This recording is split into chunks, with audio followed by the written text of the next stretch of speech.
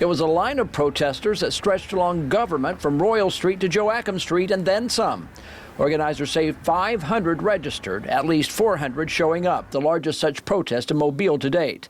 Mobile's participation in the national hands-off protests saw people rallying under the same theme, but many taking part for different reasons. Ron Ross was focused on one concern shared by most. I noticed your sign says something about Social Security. Are you concerned? I am concerned. What's making you worry so much about it? Primarily because my mother, along with other family members, depend on things such as SNAP. So there are programs that they really rely on that they're going to lose. You're convinced they're going to lose them? I think they probably will. It will hurt them in some way. Some carried signs that focused on one issue. Retired nurse George Willock couldn't pick just one, but among them, that I am against the war against science, where he is trying to defund the National Oceanic and Atmospheric Administration and the National Weather Service. I feel that he's trying to hide the effects of climate change from the citizenry in order to justify deregulatory practices. And while the reasons for protesting may be different, a quick study of the crowd revealed something not seen in previous protests here. The number of older Americans who have decided to put skin in the game. But who are they? What party, if any, do they favor? I can't say for sure.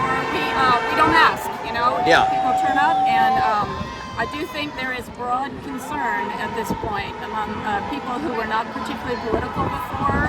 I have heard, I can't tell you from how many people who say this is their first protest. You know, every time we have a protest, we have a lady in her 80s who was here last time. She said, this is my first protest, but I knew I had to come out. What came next was a march to Cathedral Square, where more protesters were waiting. Let me ask you, why are you walking today? Because I don't like anything that's going on. We love our country.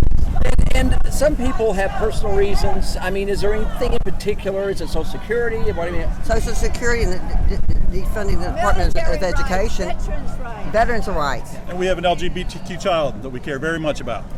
And you said veterans' Good rights. to see you, Veterans' darling. rights, Social Security. You too, folks. And what about you, sir?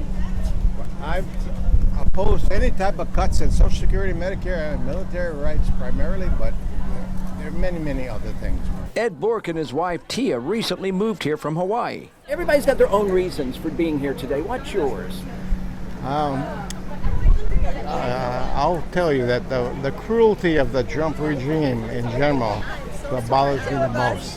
And the number of veterans that are buried in cemeteries over the last few hundred years to save our democracy makes me want to shed a few tears. Some people marching said they were surprised to see so many others taking part, giving them encouragement to take part in future protests. It's for that reason that organizers believe these crowds will grow. Do you see this crowd getting bigger? This is going to be big. This is going to continue to get big. We have counted, I think, 380 people here so far, and we're not at full strength yet. This movement is going to continue to grow.